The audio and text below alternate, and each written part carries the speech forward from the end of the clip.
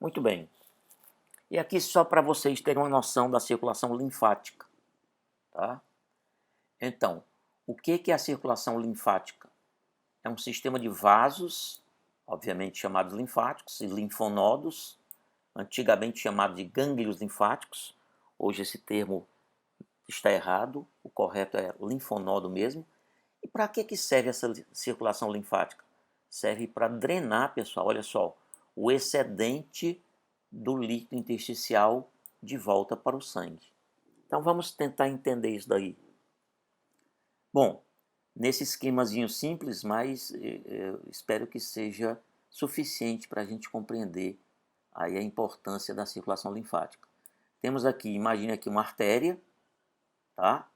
Aqui é mostrando, essa seta mostra o fluxo de sangue.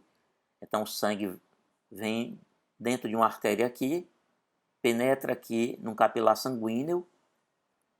Deixa eu trocar aqui a cor da caneta.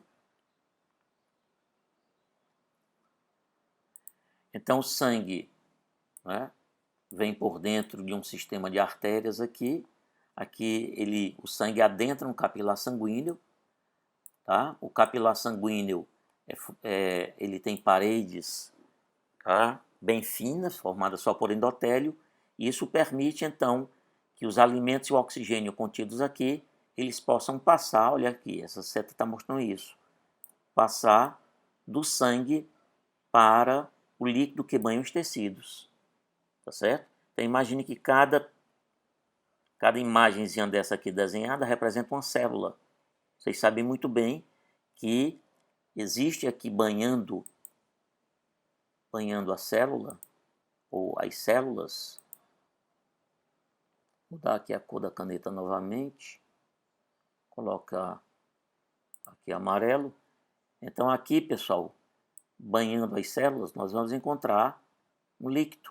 É o líquido intercelular ou intersticial. E banha todas as células do corpo, no final das contas. Tá certo?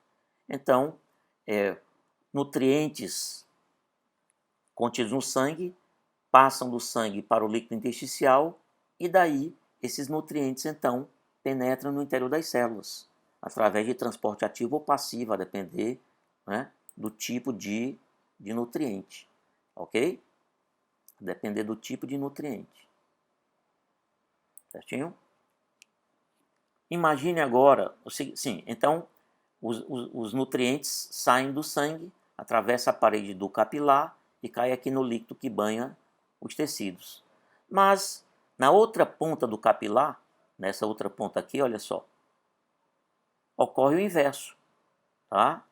Então água, sais minerais, tal, e os catabólitos, tá certo? Eles passam no sentido oposto. Vou colocar aqui uma caneta preta agora, tá? Então olha só, a todo instante nos capilares de todo o nosso corpo está acontecendo isso, tá? Substâncias estão saindo do sangue, do plasma sanguíneo, em direção ao líquido que banha as células, o líquido intersticial, mas também está acontecendo o oposto. No lado arterial do capilar, tá? Então, a resultante é para sair. E no lado venoso do capilar, a resultante é o inverso. Então, água, junto com os catabólitos, principalmente, retornam para dentro do sangue, olha aí. Só que, pessoal, tem um detalhe. E eu procurei traduzir esse detalhe aqui em números, para tentar facilitar a compreensão. Imaginem vocês que a cada hora, passem do sangue para os tecidos 100 ml, né, um volume de 100 ml, contendo aí água, eletrólitos, alimentos, etc. Mas a cada hora passam do capilar para o tecido 100 ml, tá? Um volume de 100 ml. Tá? Mas olha só o tanto que retorna para o sangue, 97. Então passam do sangue para o tecido 100, retornam 97. Aí você diz assim, e os outros 3? Ora, caso esses 3 ml, pessoal, permanecesse aí dentro do tecido, tá? 3 ml, digamos, numa determinada hora é um pouquinho. Só que 3 ml numa hora, mais 3 ml na hora seguinte, mais 3 na outra hora, etc. Então, daqui a pouco tempo, tá? Esse tecido iria estar extremamente o quê? É demasiado. Por quê? Porque 3 ml somados a cada hora, então provocaria um acúmulo excessivo, né, do excesso desse líquido nos tecidos. Aí a pessoa iria o quê? Inchando, iria se edemaciando ao nível do corpo todo. Então a conta tem que fechar, ou seja, se saíram do sangue para o tecido 100 ml, de alguma forma tem que voltar 100 ml. E aqui só estão voltando 97 diretamente para o sangue.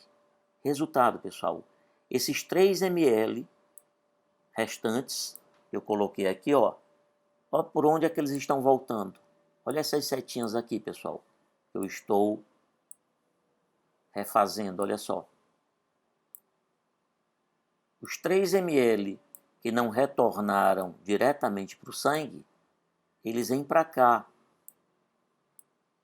para esses capilares bem dilatados. Ó. Isso daqui é um capilar. É formado também por endotélio, tá certo?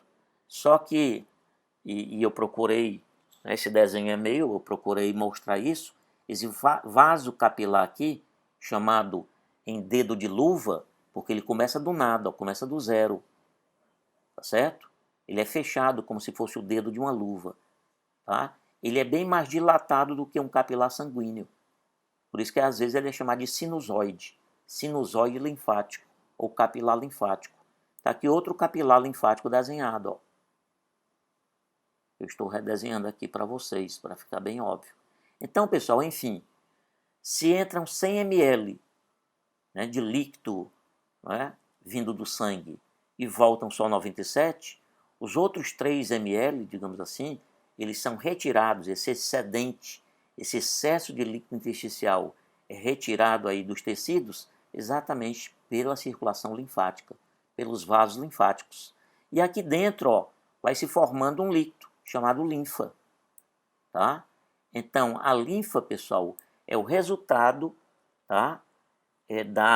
Digamos assim, da drenagem do excedente de líquido intersticial. No comecinho, essa linfa não tem células, tá? É um líquido contendo, né, catabólitos, né, proteínas, etc. Eventualmente até um micro-organismo que esteja aí, né, no tecido. Então ele vai fluindo, ó, os capilares linfáticos vão se unindo, formando vasos cada vez mais calibrosos e vão se transformar então no chamado vaso coletor linfático. E essa linfa vai sendo drenada, drenada. Ela passa, nesse trajeto dela, ela passa por dentro de um linfonodo e lá nos linfonodos essa linfa recebe então linfócitos, que são importantíssimas células de defesa do corpo. Mas na progressão, essa linfa, tá, os vasos linfáticos finais, acabam desembocando nas veias da base do pescoço. Ou seja, como eu mostrei logo no início da nossa aula, toda a linfa que vai se formando aí acaba voltando para o sangue. Tá? Quer dizer, aqui saíram 100, aqui retornaram 97. Os outros 3 vão retornar para o sangue também. Só que primeiro eles formam linfa aqui dentro dos capilares linfáticos. Essa linfa vai sendo drenada pelos coletores linfáticos e no final os troncos e ductos linfáticos vão fazer com que essa linfa, né, desemboque finalmente no sangue, né, voltando a ser sangue, digamos assim. Ok? Muito bem. Só relembrando aí, o professor Emanuel, na aula dele de coração, deve ter tocado no assunto, mas lembrando, tá, que existem os chamados grandes vasos da base do coração. Tá? São os vasos que estão saindo, tá, e que estão chegando ao coração. Os vasos que estão saindo do e os que estão chegando ao coração. Então são eles a aorta, tá? O tronco pulmonar, as veias pulmonares e as veias cavas, tá? aorta e tronco pulmonar. Vou mudar novamente aqui a cor da canetinha.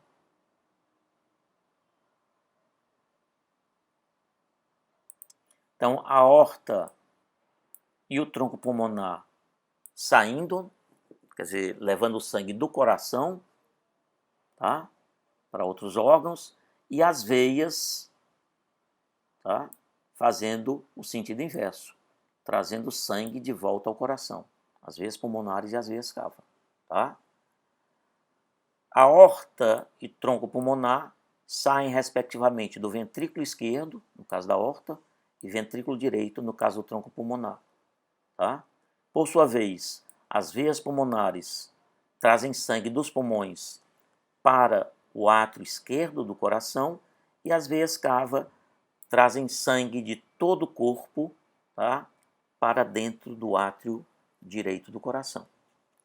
Tá? Lembrando que a aorta ela é dividida em 3 grandes partes. Tá? Tem a aorta ascendente, tá? Tem o arco ou cajado ou ainda crosta da aorta e tem a aorta descendente. E aqui eu mostro, só relembrando, né, as principais artérias que surgem, tá, das porções iniciais da aorta, ok? Quanto ao tronco pulmonar, ele sai do ventrículo direito, tá, e rapidamente ele origina as 2 grandes artérias pulmonares, direita e esquerda. E as veias pulmonares são 4, tá? 2 que vêm do pulmão direito, 2 que vêm do pulmão esquerdo, tá? Na direção do átrio esquerdo. As veias cava, que drenam praticamente todo o sangue venoso, né, do corpo, elas chegam ao átrio direito, tá?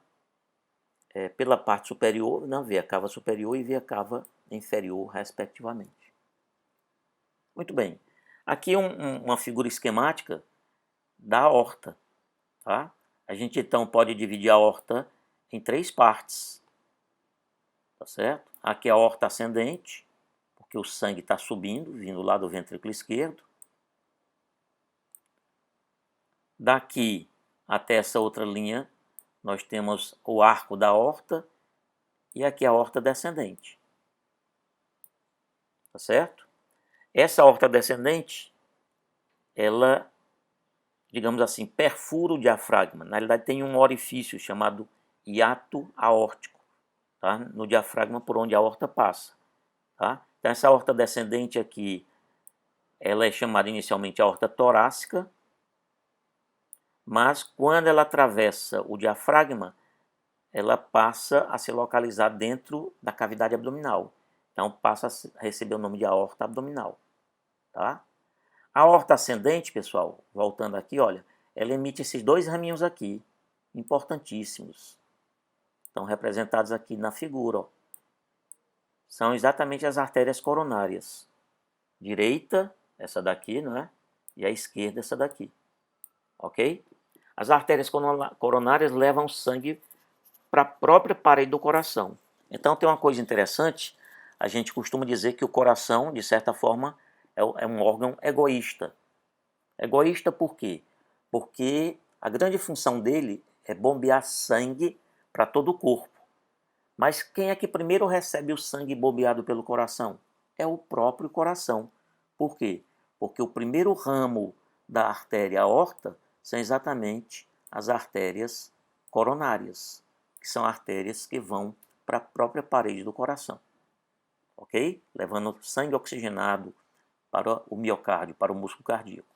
Bom, no arco da aorta, tá certo? Que é essa região aqui, então a gente vê os 3 grandes ramos que saem dela. O tronco braquiocefálico, tá? Aqui a artéria carótida comum esquerda e aqui a artéria subclave esquerda. O tronco braquiocefálico, tá? Ele aqui por trás, aproximadamente por trás da articulação entre a clavícula externa, articulação externoclavicular, ele se bifurca, dando então a artéria subclávia direita e a artéria carótida comum direita, como vocês estão vendo aqui. Então, são os grandes ramos do arco da aorta. Tá? Lembrando que a artéria carótida comum, as carótidas comuns, elas vão levar sangue oxigenado para pescoço e cabeça, tá? Incluindo aí a cavidade craniana, o encéfalo da gente. E as subclávias, tá? Vão levar sangue oxigenado também para pescoço, cabeça, né? Encéfalo inclusive pela vertebral, mas também para a região axilar, região peitoral, subescapular e o membro superior. Bom, e aqui, pessoal, uma coisa que tem grande importância para quem é da área de saúde, normalmente para médicos, né, enfermeiros, é a questão das veias, né? Veias importantes em relação ao acesso venoso.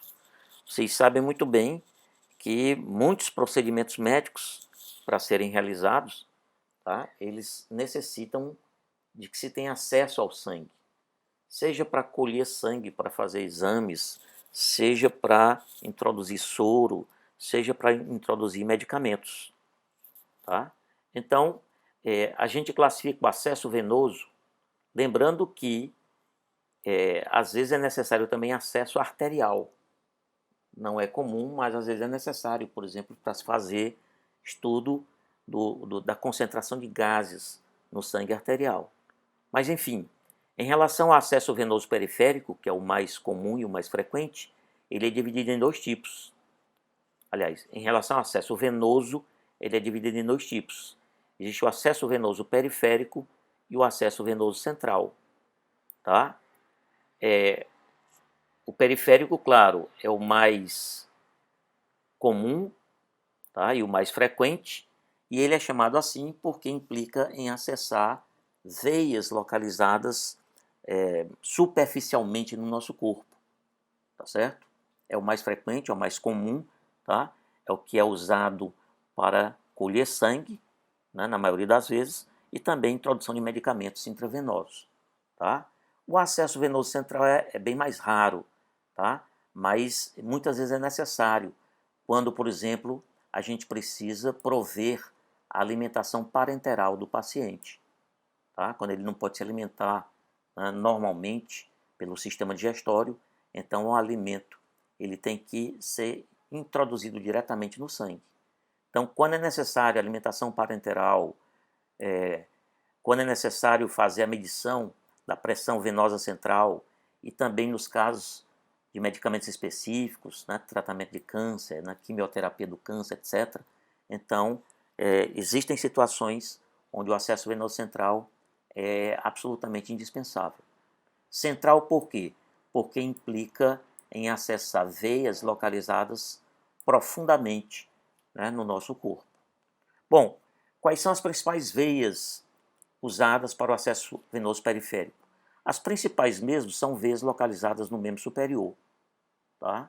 E entre as localizadas no membro superior, destaque para veia basílica, vamos já mostrá-la, a veia cefálica, tá?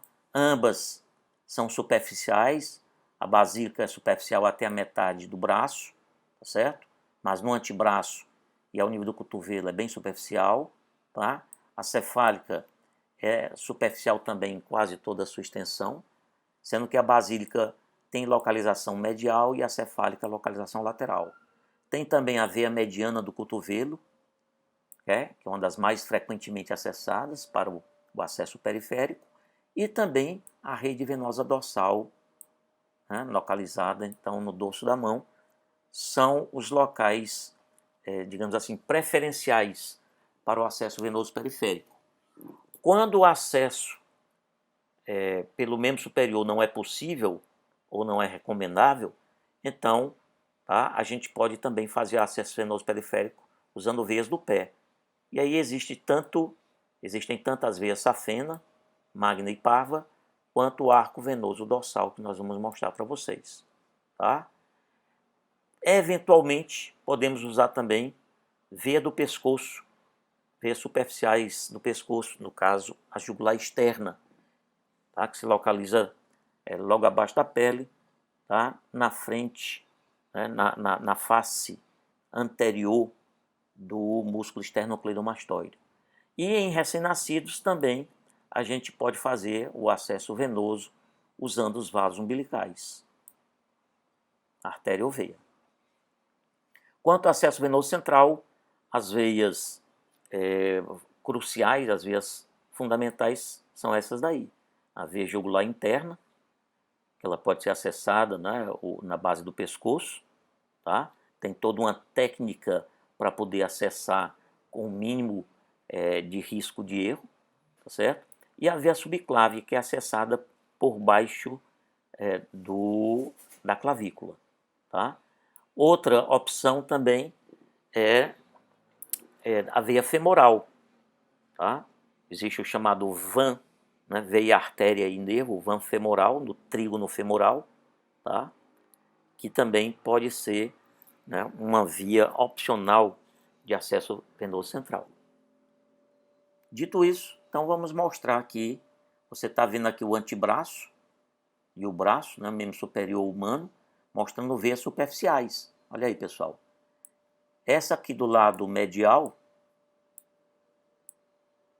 e você a vê aqui subindo, ó, até que ela se aprofunda aqui na metade, né, num terço medial do braço, essa é a veia basílica, tá? Já essa outra aqui, olha, veia superficial também, localizada lateralmente, é a cefálica.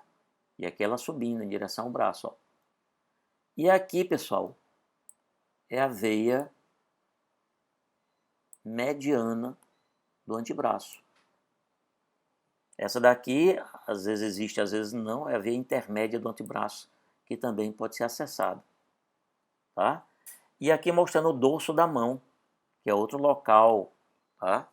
Também onde se pode fazer o acesso venoso periférico, tá?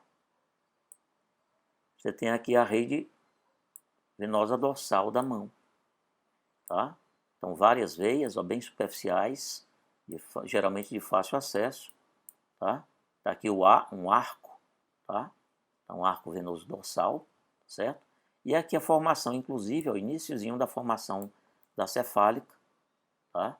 E mais para cá a formação da basílica, tá? Cefálica lateral, basílica medial, ok? Aqui no pé, temos aqui a rede dorsal, tá certo? Várias veias, olha, que também são de relativamente fácil acesso, tá? Aqui o arco venoso, tá? E aqui nós temos na frente aqui o maléolo medial, olha só. Então, nascendo aqui, olha, e subindo na frente do maléolo medial, nós observamos aqui a veia safena magna. E lá lateralmente, né, e por trás do maléolo lateral, aqui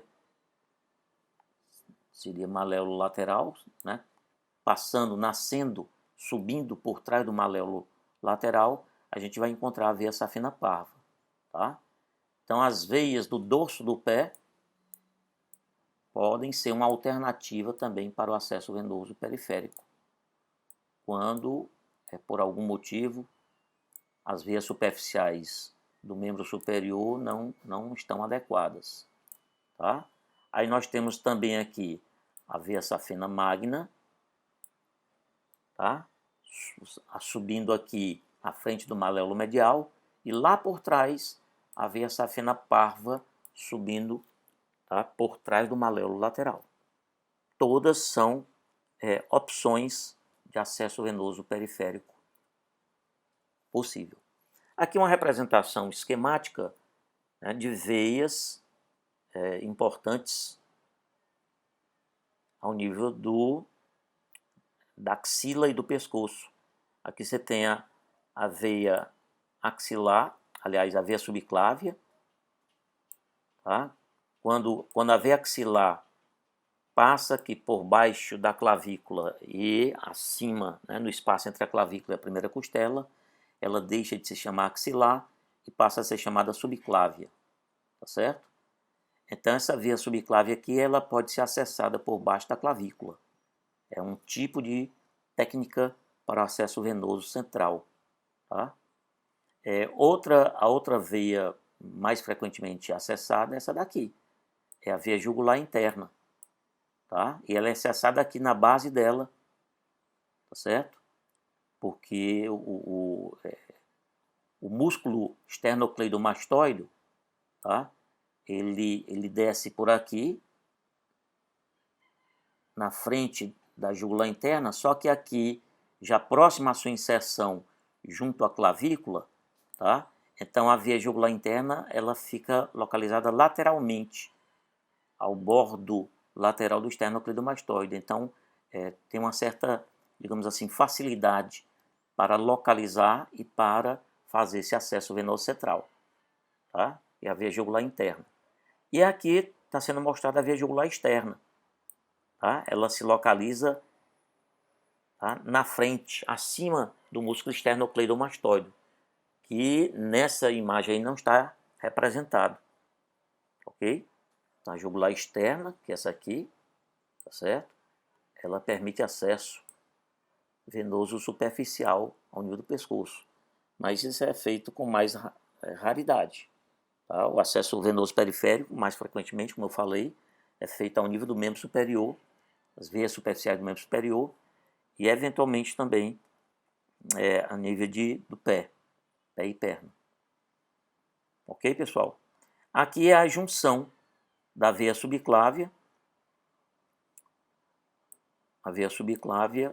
com a veia jugular interna, formando a veia braquiocefálica direita, tá? Uma veia profunda também.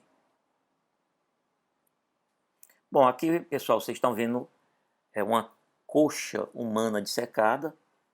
Aqui por cima está passando o ligamento inguinal, que é quem faz o limite anatômico entre a pelve e a coxa, e o membro inferior, desculpem.